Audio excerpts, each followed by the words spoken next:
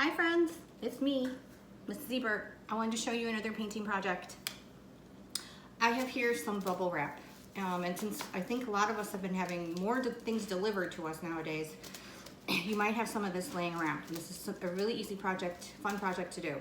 So all I did is I taped a piece of plain old bubble wrap on this tray. If you don't have a tray that you would like to use, you can use a piece of cardboard. It's just good to have something that you can tape it down on.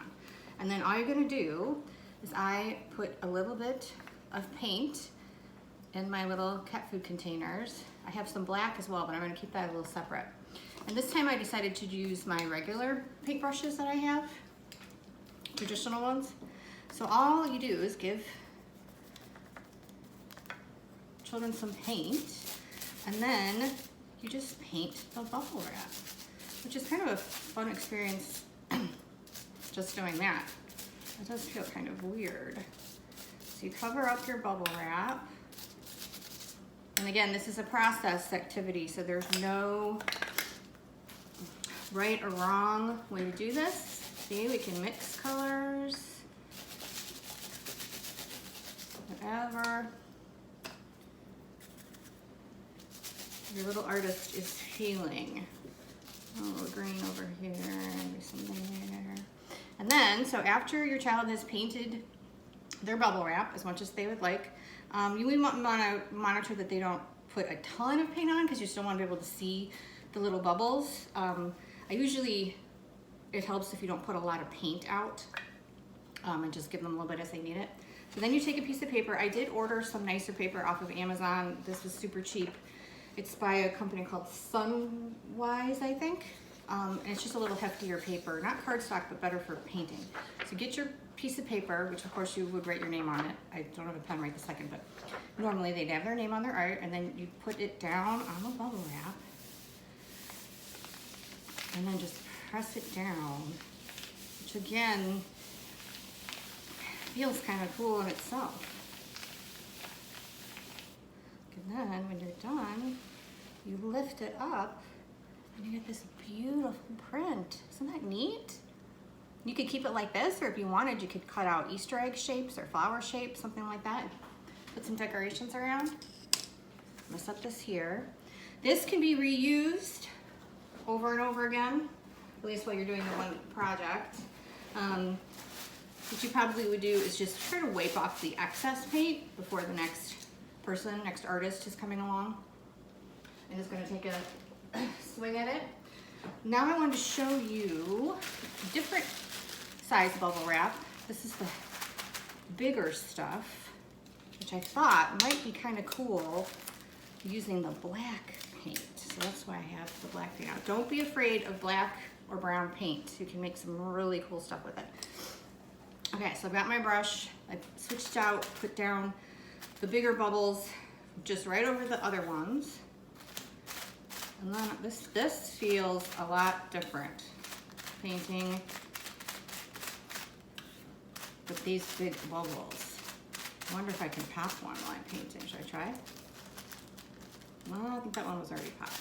Okay, so I'm gonna put some black paint on here. Again, I didn't put a lot in the container here. A little goes a long way. Like I said about black paint, it's really underrated, but I would do it separate because obviously if you mix this with this, you're just gonna get black. Okay, so I'm gonna, stop Oscar. Sorry, my cat is being very curious. Another piece of paper, put this on the big bubbles. Just push that down a little bit. Lift it up. That looks so cool, doesn't it? All the different textures and patterns in there.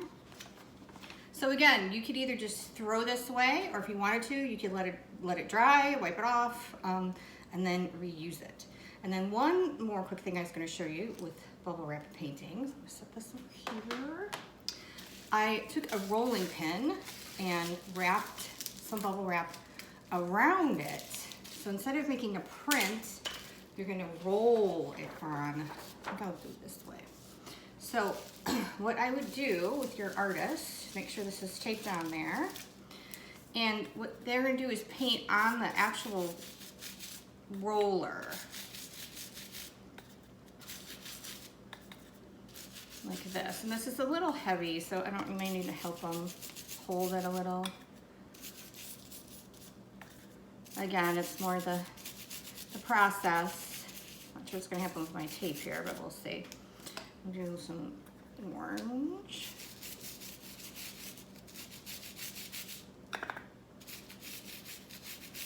I like this activity. The pattern it makes is really pretty, and then also it's using something that we normally just throw in the garbage. And when you are done and throw it in the garbage, it's not a big deal. And let me put just a tiny bit of green. We'll see what happens. Okay, so I have paint on this. Here's my paper. I'm just gonna set the rolling pin down. Give it a little roll back and forth. Doesn't that look neat? And maybe I might change direction and we'll see what happens then. Go this way.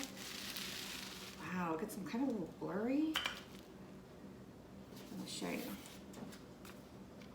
See, isn't that pretty? So here's another easy at-home process art project that you can hopefully do with your little ones. Okay, I think that's it. Let me know if you guys have any questions. Miss you all. Bye.